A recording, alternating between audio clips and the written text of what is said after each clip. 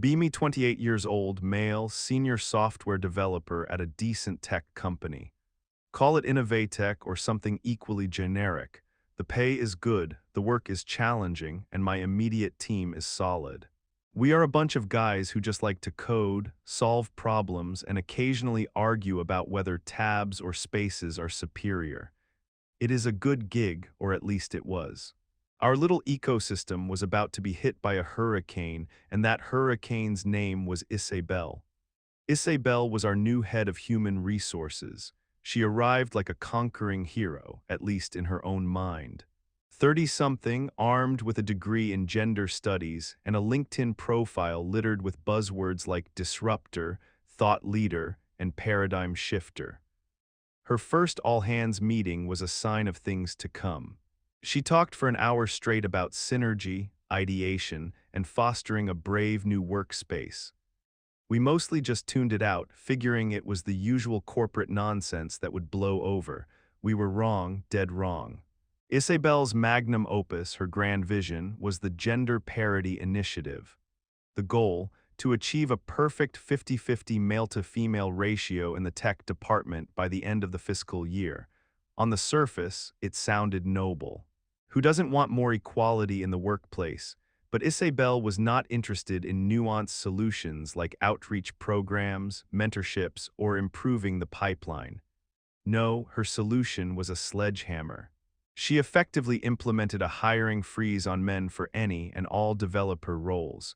It was never written down, of course. That would be illegal, but it was an open secret enforced with religious zeal. The problem started when two of our senior guys left for a FAANG company.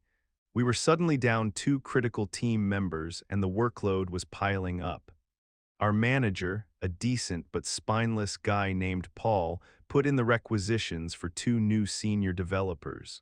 And so the floodgates of Isabel's initiative opened. We started getting resumes. Well, some of us did. The hiring committee, which included me and another senior dev, Mark, was supposed to review the technical qualifications. But we were barely seeing any applications. My friend Ben is one of the most brilliant coders I know. He had been working at a startup that was circling the drain and he was looking for a stable job. I told him to apply. He had a decade of experience, a portfolio that would make you weep, and a resume that was practically glowing. He was perfect for the role. He applied. The very next day, he got a rejection email. A generic, automated, "Thank you for your interest, but we are pursuing other candidates" message. He had not even gotten a screener call. I was confused. I went to Paul and asked what happened. He just shrugged, looking uncomfortable. "HR is handling the initial screening now," he mumbled. "It is out of my hands." I knew what that meant. Isabel was gatekeeping the applications. A few days later, the first batch of approved candidates landed in our inbox for technical review. There were 3 of them, all female. Look, I have worked with some amazing female developers. Gender has absolutely zero to do with coding ability, but these resumes were weak. One had barely 2 years of experience and listed Microsoft Office as a key skill. Another had a degree in art history and had only recently completed a 6-week coding boot camp. The third was okay, but nowhere near the senior level we needed. Mark and I gave our honest feedback. These candidates are not qualified for a senior role. We were overruled. Isabel insisted they be brought in for interviews. The interviews were a train wreck. They could not answer basic algorithm questions. One of them literally could not write a simple for loop. It was painful for everyone involved. We rejected all 3. Isabel was furious. She called a meeting with me, Mark, and Paul. She accused us of unconscious bias and of creating a hostile environment for female candidates. She said our technical questions were inherently exclusionary and designed to favor a male way of thinking. Mark, who is usually pretty quiet, actually spoke up. "We asked them to reverse a string," he said, his voice flat. "That is not a male way of thinking. It is a basic programming concept." Isabel just glared at him. "We need to recalibrate our expectations," she said. "Clearly, our current process is flawed. I will be sitting in on all future technical interviews to ensure fairness. This was a disaster. The workload was becoming unbearable. Projects were falling behind schedule. We desperately needed skilled people, and the one person in charge of finding them was actively preventing it. We were drowning, and Isabel was standing on the shore, lecturing us about the importance of inclusive swimming techniques. The breaking point came a few weeks later. We had a late-night deployment that went sideways. It was 3 in the morning. Me, Mark, and a junior guy named David were sitting in the office, surrounded by empty pizza boxes and cans of energy drinks. We were exhausted, burned out, and angry. "I do not get it," David said, rubbing his eyes. "We have an open role on our team. My friend Sam applied for it. He is a genius." They rejected him in less than a day. "Let me guess," Mark said dryly. "His name is Sam, not Samantha." "Yeah," David sighed. "It is just not fair. We are killing ourselves here, and they will not even consider hiring a guy who could actually help us." We all sat there in silence for a minute. The injustice of it all was suffocating. We were being punished for something we had no control over. Our work was suffering, our stress levels were through the roof, and we were being lectured by a woman who probably thought Java was a type of coffee. And then Mark started to laugh. It was a tired, slightly hysterical laugh. "You know what is funny?" he said, a weird grin on his face. "We are trying to solve this like it is a technical problem, but it is not. It is a people problem. It is an Isabel problem." He leaned forward, his eyes gleaming in the fluorescent light of the office. "What if we just gave her what she wants?" he asked. I looked at him, confused. "What are you talking about?" "We cannot just magically find a qualified female developer who wants to work here." "No," he said, his grin widening. "We do not have to find one, we just have to make one." And that is how the plan was born. It started as a joke, a sleep-deprived fantasy. But the more we talked about it, the more it started to sound like a viable, albeit insane, solution. The plan was simple. We would resubmit Ben's and Sam's applications. But this time they would not be Ben and Sam, they would be Brenda and Samantha. The next day we called Ben and Sam and pitched them the idea.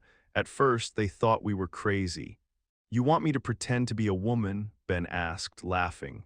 "Dude, I have a beard. She will never see your beard," I explained. "The first stage is just the resume, and we think we can get you through the interviews without you ever having to turn on a camera." We explained Isabel's obsession with her initiative, her complete disregard for actual qualifications, and our desperation. Sam was hesitant, but Ben, who had been job hunting for months and was tired of being rejected for reasons that had nothing to do with his skills, was surprisingly on board.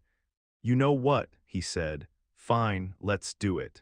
If the only way to get a job is to change my name on a piece of paper, then let's see what happens. I have nothing to lose." With Ben on board, Sam agreed too. Project Pandora, as we jokingly called it, was a go. The first step was building the personas. We needed more than just a name change. We needed to create 2 completely believable female developers. We started with the resumes. We took Ben's and Sam's originals and made subtle tweaks. We did not lie about their skills or experience. That was the whole point. The qualifications had to be identical. We just changed the names and contact info. Then we added a hobbies section, something they had not had before. For Brenda, we added things like member of a local book club, yoga enthusiast, and volunteers at a local animal shelter. For Samantha, we put enjoys hiking, passionate about sustainable living, and dabbles in graphic design. It felt ridiculous, like we were building characters for a video game. But we knew this was the kind of stuff Isabel would eat up.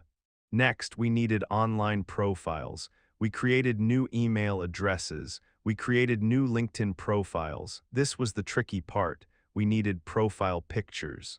We could not just use pictures of random women from the internet. That would be too easy to trace. So David, who was younger and more in tune with the latest tech trends, had an idea. He used an AI image generator. We spent hours tweaking the prompts. Professional headshot of a woman in her late 20s, software developer, friendly but confident expression, simple background, realistic lighting. The results were astonishingly good. We generated dozens of images and picked the two that looked the most authentic.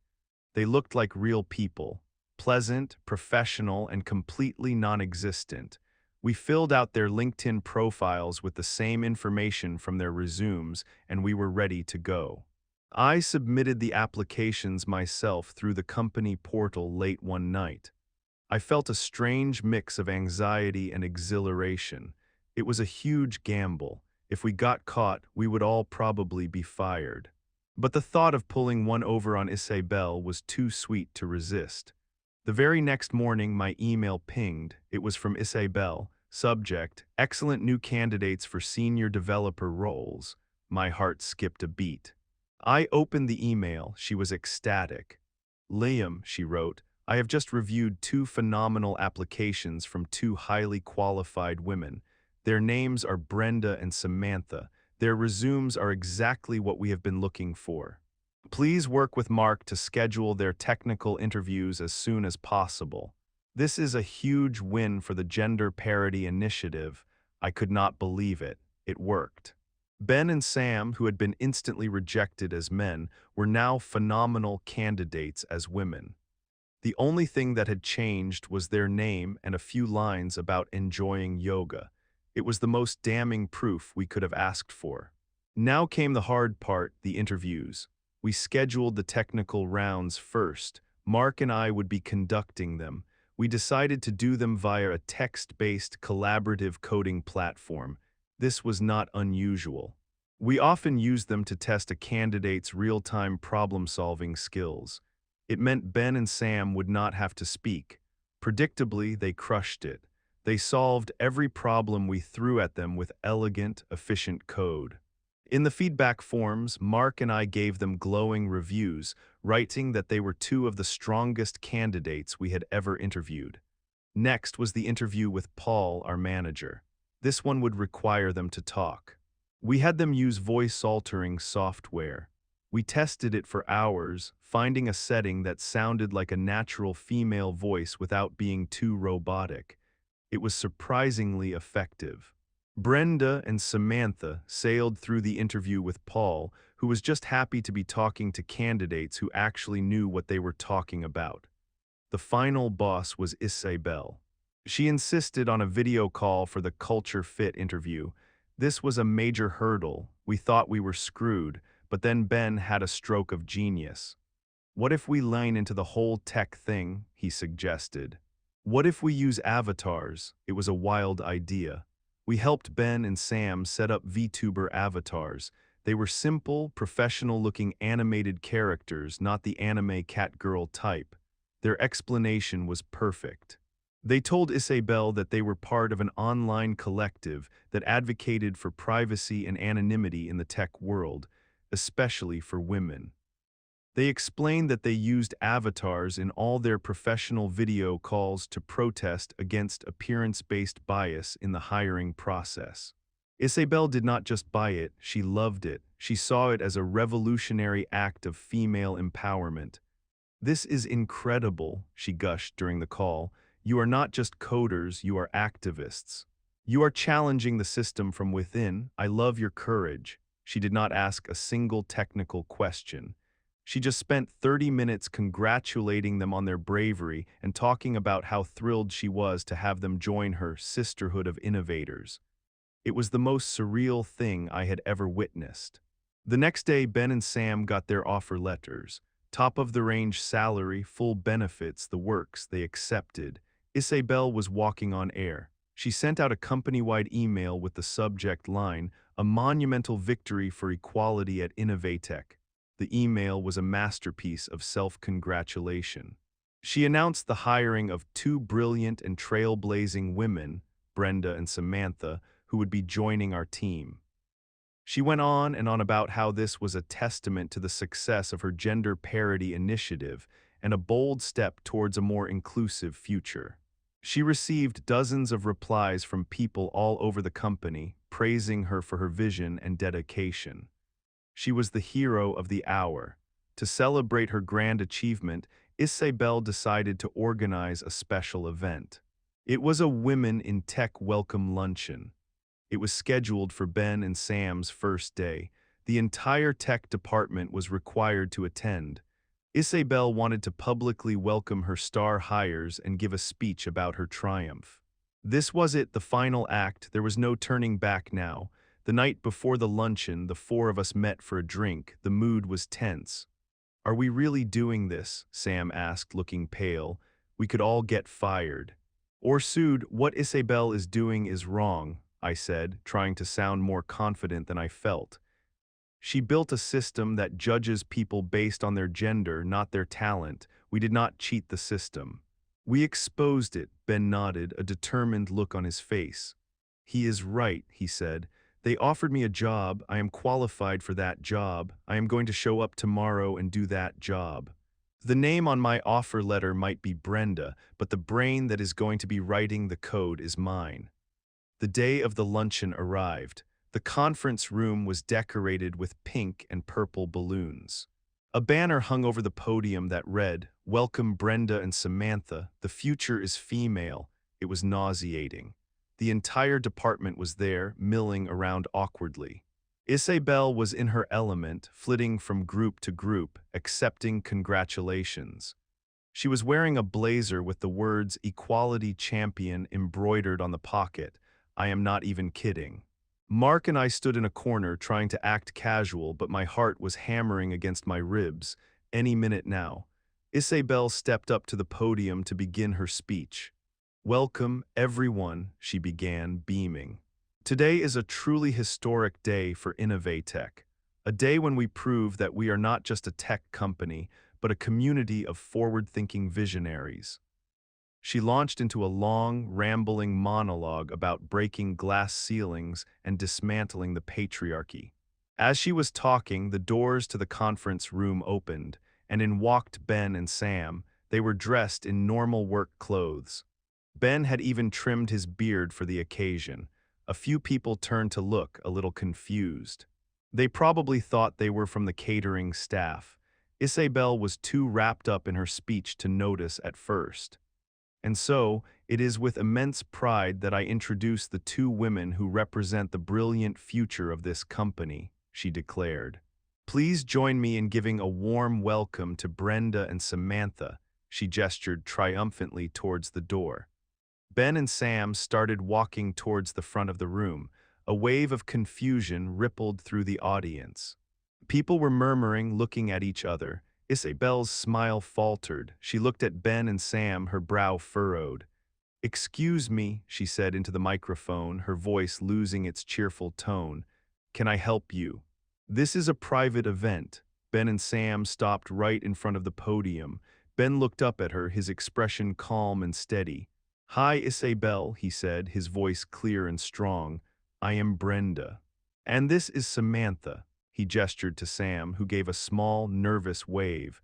The silence in the room was absolute. It was so quiet you could hear the air conditioning humming. Every single eye was locked on the three of them. Isabel's face went through a rapid series of emotions. First, confusion, then dawning comprehension, then disbelief, and finally a dark crimson wave of pure, undiluted rage. Her mouth opened and closed a few times, but no sound came out. She looked like a fish out of water. "No," she finally whispered, shaking her head. "No, that is not funny. Who are you really?" "My name is Ben," he said calmly. "And his name is Sam. We are the two senior developers you hired, the ones you called phenomenal and trailblazing." He held up his employee ID badge, which had his picture and the name Brenda printed on it. "Our skills are the same as they were on the resumes you reviewed," Ben continued, his voice echoing in the silent room. "Our experience is the same. The code we wrote in our technical interviews is the same.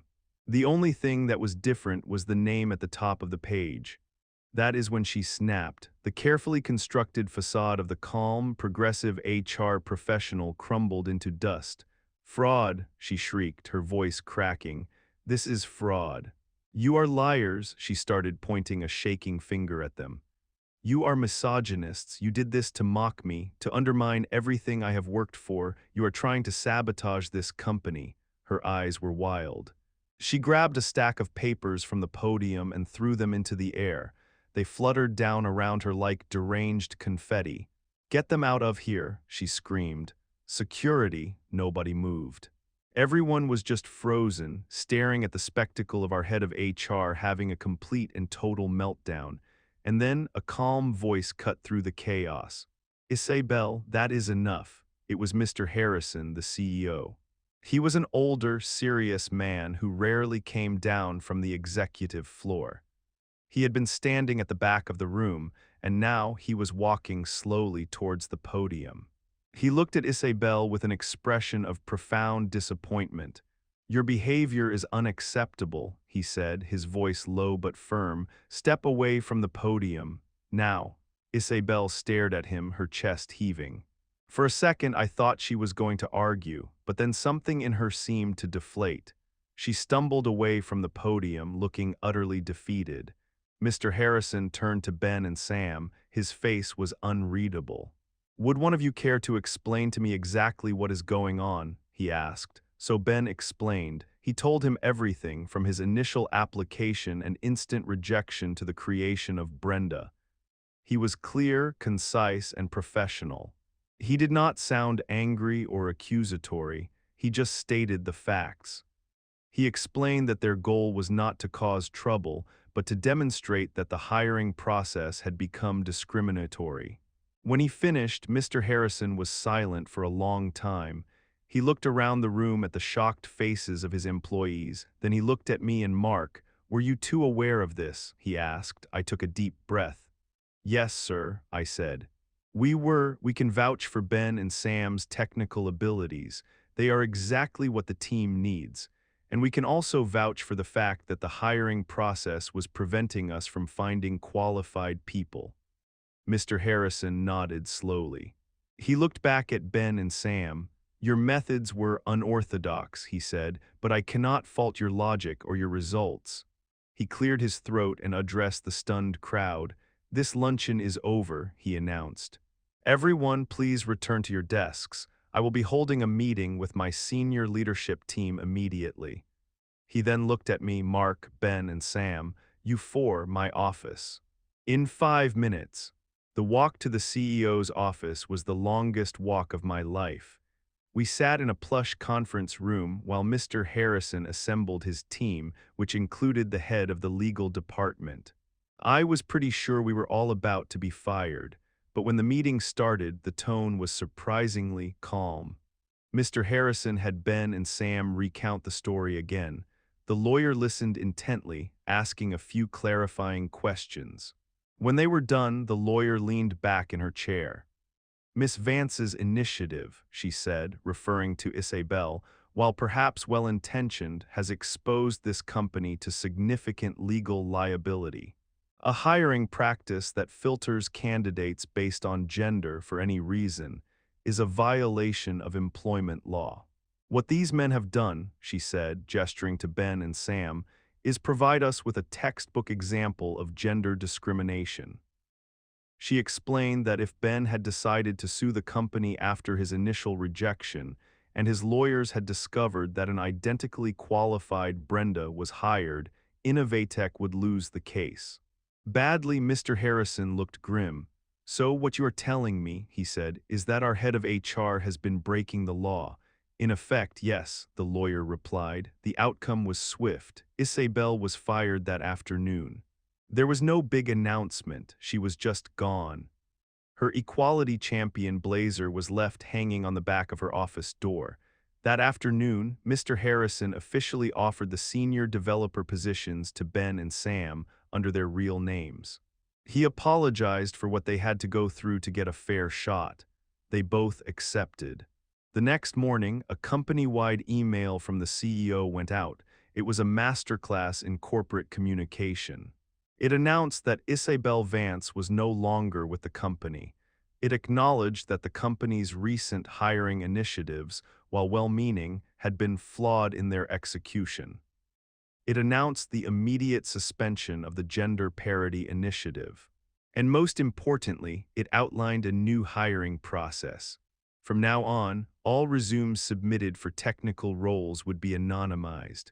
A third-party software would scrub all personally identifiable information. Name, gender, age, address, university name. The hiring committee would receive a resume that contained only a candidate's skills, experience, and project history. Hiring would be based on merit and merit alone. It was a revolution, a real one, not the buzzword-filled fantasy Isabel had been selling. The mood in the office changed overnight. The tension was gone. The political maneuvering, the feeling of walking on eggshells, it all just evaporated. We were back to being a team of people who just wanted to build cool stuff. Our team was finally whole. Ben and Sam were even better than we had hoped. With two more competent, experienced developers on board, our productivity skyrocketed. We started catching up on our deadlines. The stress melted away. Work became fun again. A week later, the four of us, me, Mark, Ben, and Sam, went out for a beer after work. We sat at a table, raising our glasses. To Brenda and Samantha, Ben said with a grin, may they rest in peace. We all laughed. We talked about the absurdity of the whole situation. The AI-generated headshots, the voice-altering software, the VTuber avatars. The look on Isabel's face when she realized what was happening. It was a crazy story. But as we sat there, laughing and talking, I realized it was more than just a funny story about getting revenge on a crazy HR manager.